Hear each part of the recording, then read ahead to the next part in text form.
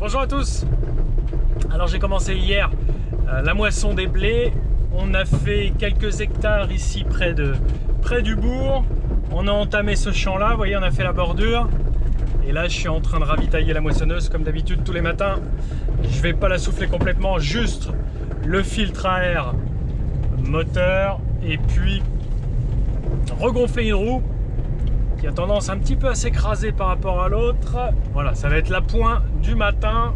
Et vu la météo, je pense qu'on va démarrer la moissonneuse pas trop tard, rapidement, milieu de matinée.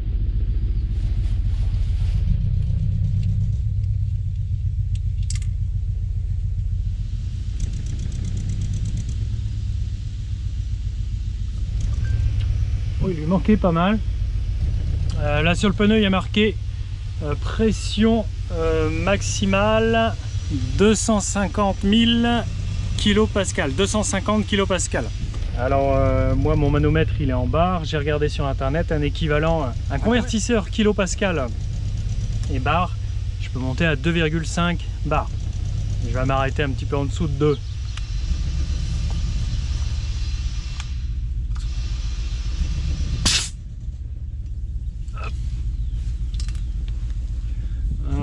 Faut oublier le petit bouchon, j'ai très fortement tendance à oublier une fois sur deux de remonter.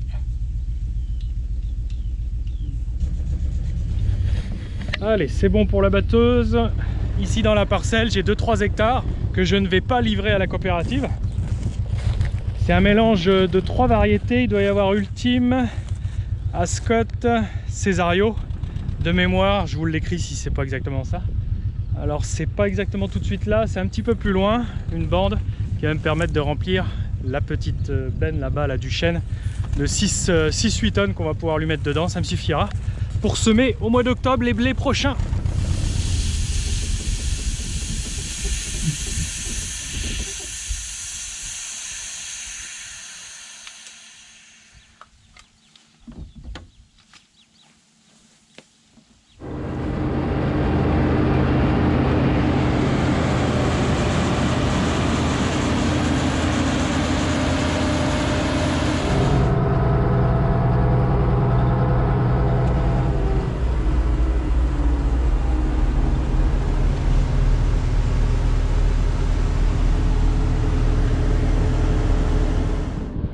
Je vais arracher quelques folles avoines ici en vous parlant que je suis en train de voir. L'idée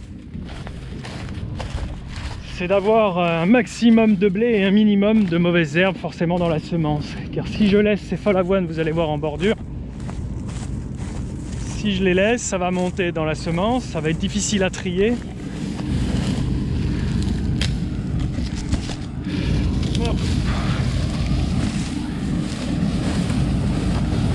Et on va les ressemer aussi, donc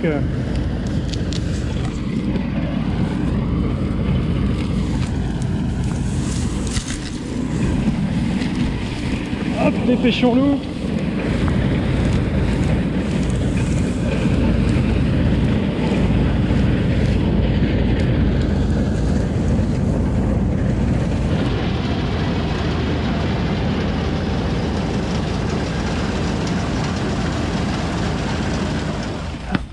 C'est archi plein.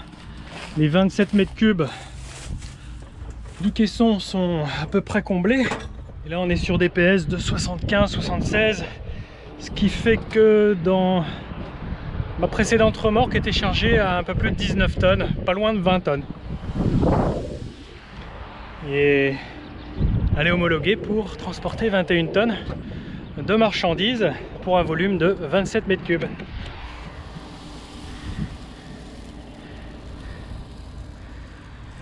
Petite impureté, j'ai 1% d'impureté. Bon bah l'allure du grain est vraiment pas déconnante par rapport à d'habitude. Il y a peut-être un peu plus de petits grains, mais ils ne sont pas la majorité. On s'attendait à plus d'impact de la sécheresse du mois de mai sur le remplissage des grains.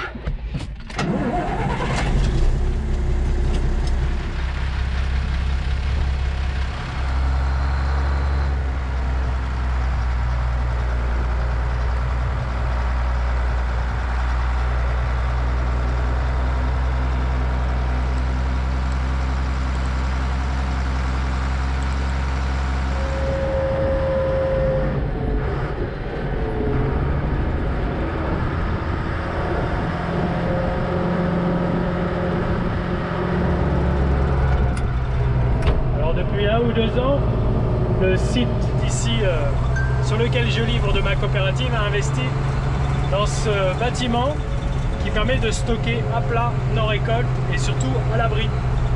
Longtemps on les stockait dehors, exposés aux intempéries, que là elles sont parfaitement au sec et il peut pleuvoir, ça leur fera rien.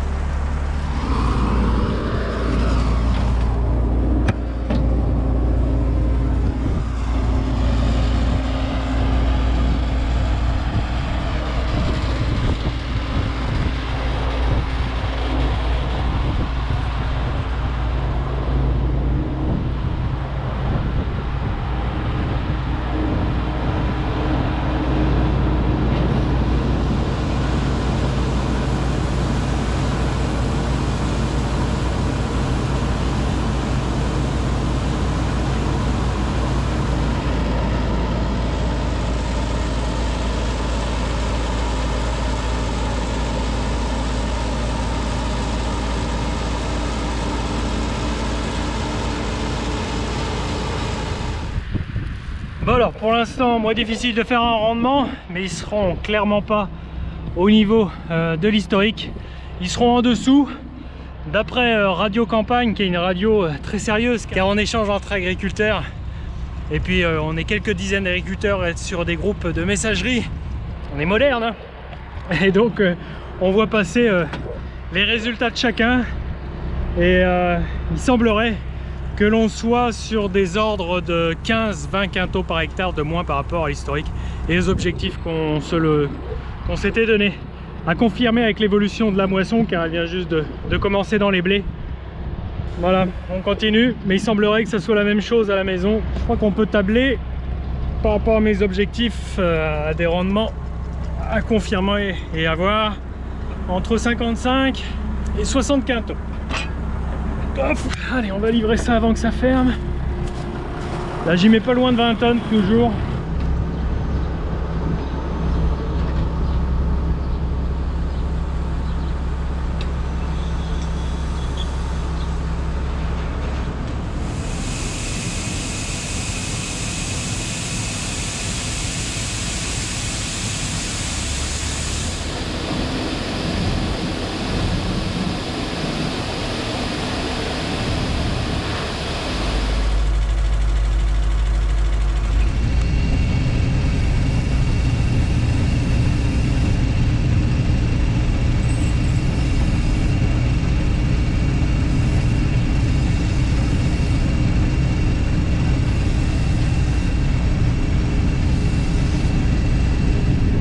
Presque 10 heures.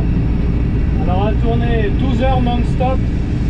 On a dû changer de champ, donc le battage on l'a coupé pour faire 5-10 minutes de route.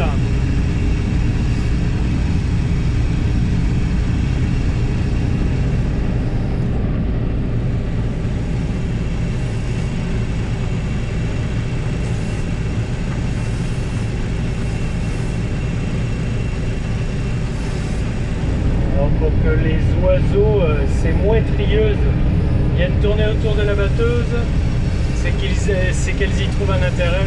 Je pense que le passage de la batteuse fait s'envoler des insectes et les mouettes sont là pour les manger.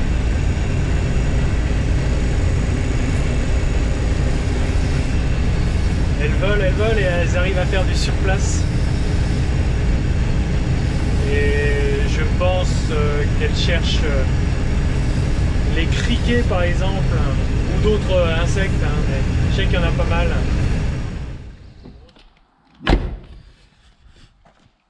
Allez, il est tout juste 5h30, on part souffler à la fraîche.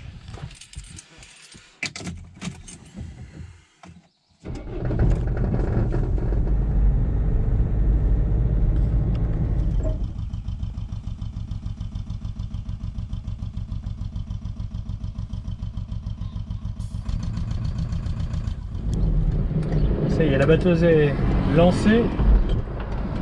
Je me présente à ma concession. Je viens chercher une batterie, j'en profite que j'ai quelques minutes pour venir chercher ça. La batterie du 956 est très poussive le matin, on arrive à louper le démarrage. Du coup on est obligé de mettre les pinces, pourtant il y a de l'eau, elle est entretenue. J'ai fait des cycles de recharge, il n'y a rien à y faire, même en plein été, par temps doux, elle n'est pas suffisante.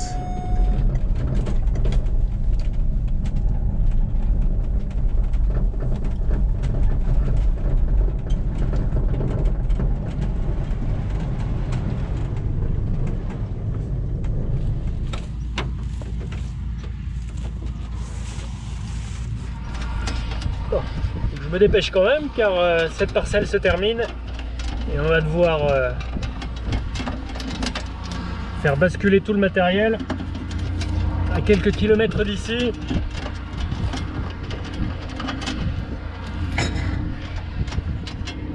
La batterie est donc là-dessous.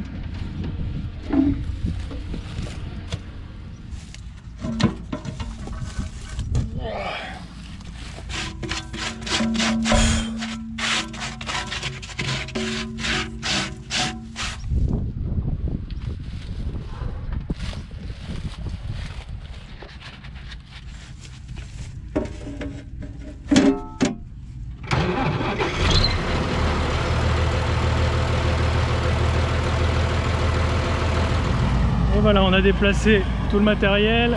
Là on change de sol, c'est des argilo-calcaires, donc rien à voir par rapport au limon et aux perruches du début de la vidéo. Là on a déjà battu 28 hectares, il en reste un peu plus de 22 ici derrière moi, dans une seule et même pièce. Là vous voyez que les gyrophares de la batteuse sont allumés, c'est automatique. Dès que le capteur détecte que la trémie est pleine derrière, ça alerte à l'intérieur par un klaxon et à l'extérieur par un gyrophare pour prévenir les chauffeurs d'ébène de se rapprocher de la batteuse. Ce matin c'est reparti, on n'est pas en retard par rapport à d'habitude. Il est 9h30.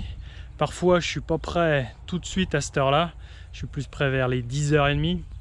Là les conditions sont optimales pour pouvoir se lancer. La rosée n'est plus là, sauf en profondeur et à ras du sol. Là on n'est pas en train de faucher très bas. Nul besoin d'effacer la paille et qu'elle soit archi broyée sur toute sa hauteur. Il peut rester des longueurs de paille comme ça, d'une vingtaine de centimètres. Si j'y faisais du colza d'ici 3-4 semaines, on taillerait plus bas pour la désintégrer et qu'elle ne gêne pas à mon semis de colza. Mais là je vais y semer du tournesol au printemps 2023, donc il y a le temps pour qu'elle se désintègre. Je vais passer un petit coup de déchemeur, semer un couvert durant l'hiver. Tout ça va être mangé par les champignons, les micro-organismes. Nul besoin de mettre de la puissance pour broyer tout ça. Et à côté, vous voyez que le tournesol se plaît bien. Surtout donc dans ces terres-là, c'est intéressant de les mettre ici, les argilo-calcaires. Ils savent révéler leur potentiel ici. La dernière fois que j'en ai fait dans ces parcelles, ça avait rendu une trentaine de quintaux par hectare, ce qui est tout à fait honorable pour le coin. Et puis là, ce matin, c'est peut-être un peu tôt, mais j'ai cru en voir voler. Il y a quelques abeilles, vous voyez. Et en pleine journée, en pleine chaleur, il y en a presque une par tête. Bon, il n'y a pas que ça, il y a aussi des petits pollinisateurs, des petites mouches qui ressemblent et qui sont, à s'y méprendre, qui ressemblent à des abeilles ou des guêpes, vous voyez.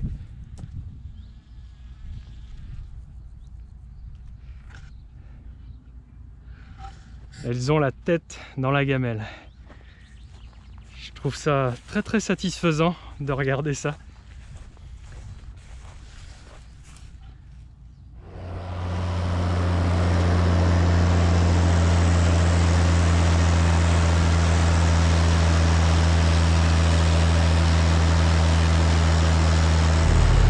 Alors, étant donné que mon blé fait partie de ceux qui ont le plus de poids spécifique, il va être isolé dans cette case.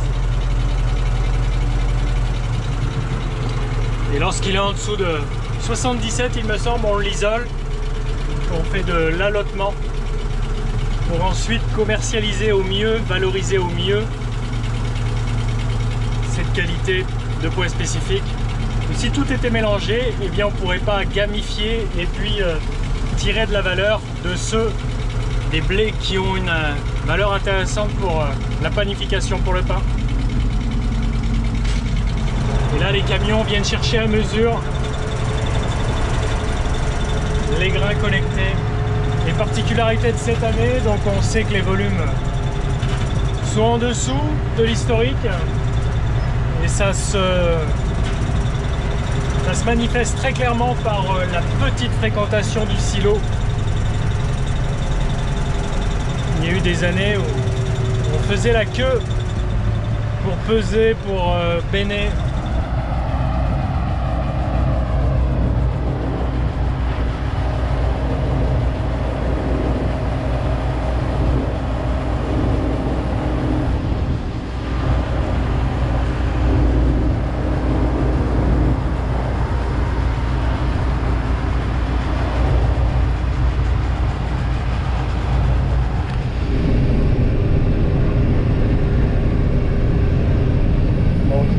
Du doigt, mais c'est pas évident de là où vous êtes. Il y a d'autres plantes avec le blé, c'est du brome.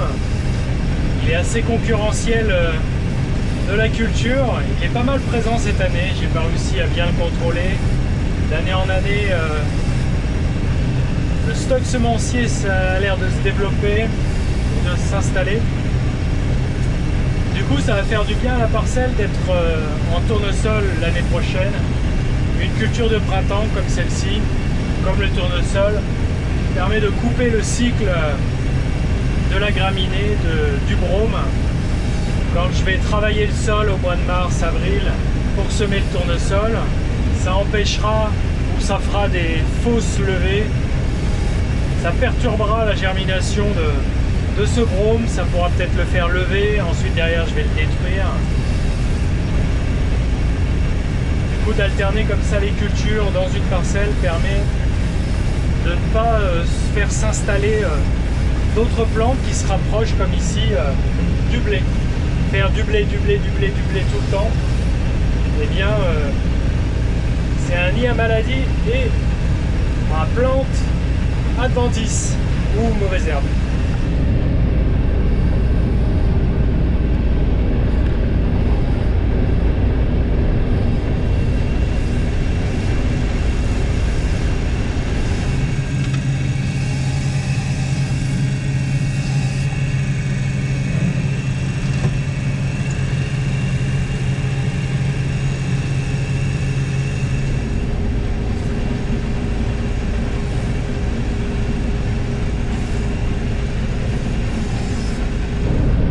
Approche du bout, j'arriverai pas à finir ce soir, là je suis plein, j'aurais pas cru aussitôt, et cette portion là de la parcelle a l'air de rendre un petit peu plus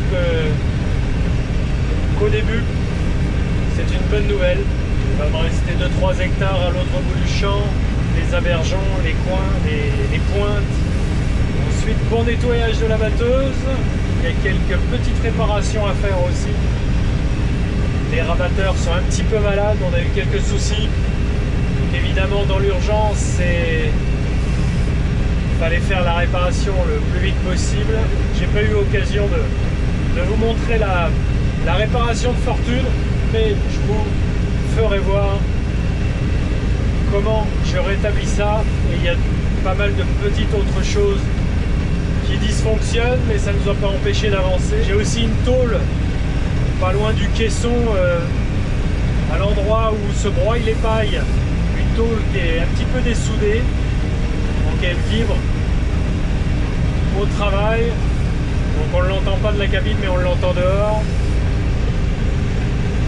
donc ça c'est à voir. Et puis d'autres petites choses que j'ai notées à mesure et que j'ai déjà oubliées.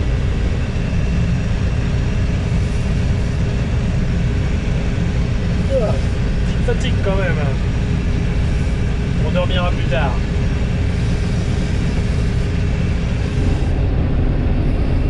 Là Là, ici, les ragondins ont mangé à peu près entre 50 et 100 mètres carrés, parce qu'ici, il y a la fosse.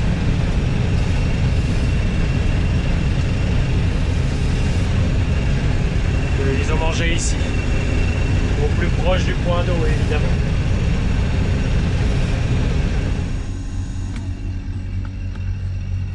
Allez, tout est plein. Allez, je vais faire les vitres. Et je laisse le moteur tourner. La mécanique se refroidit, surtout le turbo. On ne veut pas l'éteindre, car il continue de chauffer. Même une fois que le moteur est éteint, il n'y a plus le circuit d'huile qui vient le lubrifier, le refroidir.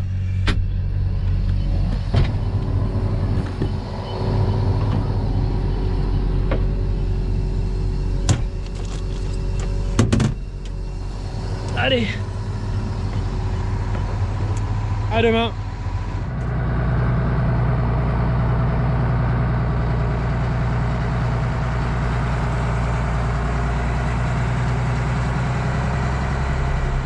Vous voyez pas que les blés qui avaient besoin d'être fauchés. Voilà, ça fait un peu de bien de s'occuper de soi.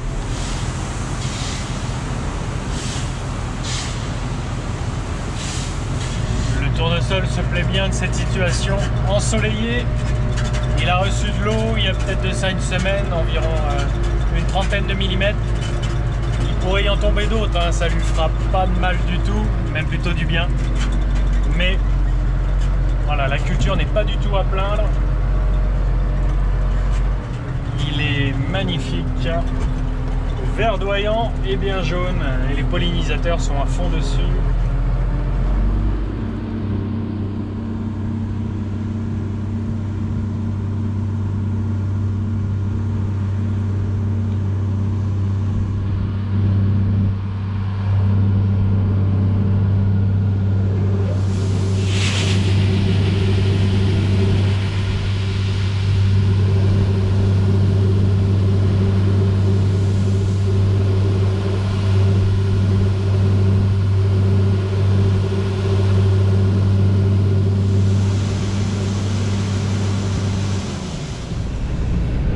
Partie-là de la parcelle, c'est beaucoup plus clair.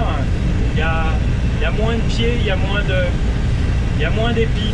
Alors j'ai semé la même quantité de grains au mètre carré, entre 300 et 320, je sais plus.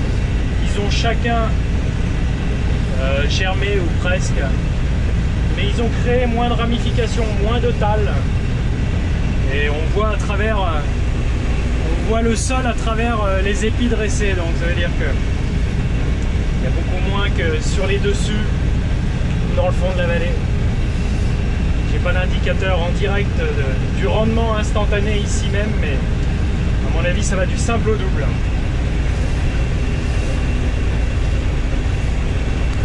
Alors pour les cultures d'été, ça en sera fini, et pour les cultures de printemps, le tournesol semé au printemps, il se récolte un petit peu plus tard, début septembre. Donc la batteuse va pas rentrer en hivernage tout de suite. Il y a aussi un petit peu de luzerne, 5 hectares de luzerne porte-graines. Là elle est en pleine floraison.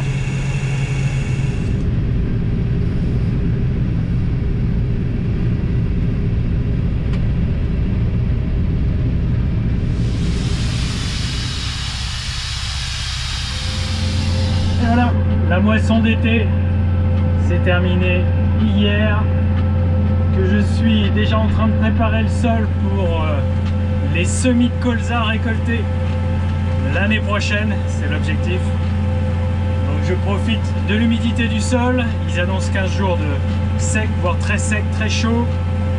Donc si je veux travailler au mieux les pailles, les intégrer, faire un faux semis, faire lever les mauvaises graines, c'est maintenant. Et je suis donc avec le déchômeur rapide, une nouvelle acquisition.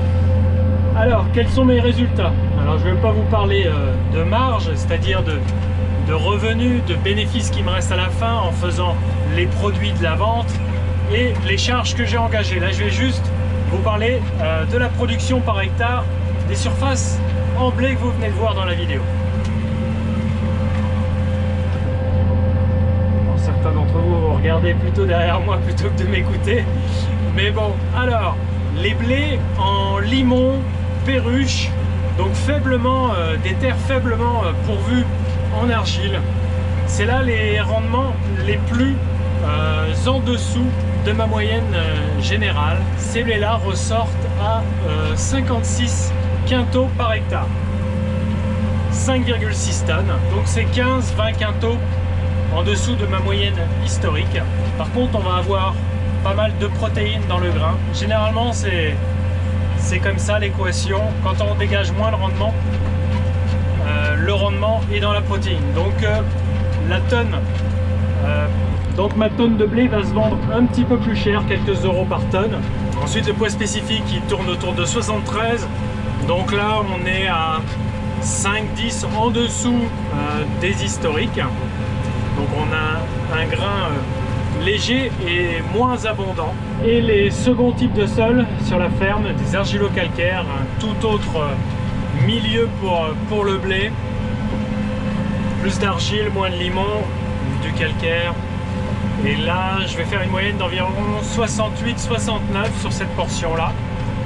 Donc plus de 10 quintaux d'écart, avec un poids spécifique supérieur au limon, avec 78 de poids spécifique, 78 kg pour un volume de 200 litres. Et les protéines autour de 11,5.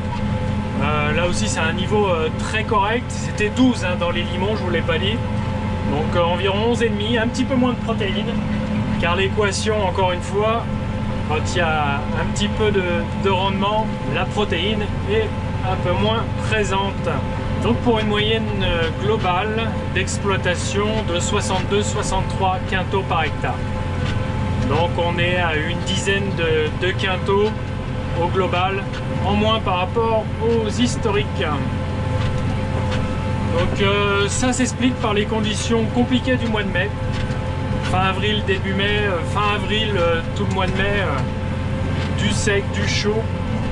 Je me demande comment les cultures ont pu produire ce qu'elles ont produit. Je m'attendais, il faut l'avouer, à un petit peu en dessous comme rendement. Donc voilà. J'estime avoir fait le maximum après la météo, évidemment, et le facteur déterminant à ce que l'on cultive. Allez, j'ai envie de vous dire vivement l'autoguidage dans ce tracteur, un jour ou l'autre il y sera, c'est un objectif, on verra les finances. Tout ça c'est à l'étude. Voilà, j'ai une dizaine d'hectares à faire dans l'après-midi. Allez, je vous dis à très vite. J'espère que cette période de moisson vous aura plu. Il reste encore la luzerne porte-graine à récolter, mais tout ça c'est en décalage, ainsi que la moisson du tournesol, plus d'une trentaine d'hectares. Il y a du taf, mais il sera un peu plus réparti. Ce sera des moissons début d'automne, fin d'été, début d'automne. Voilà, je vous dis à très vite, à mardi prochain, 7h30. Salut!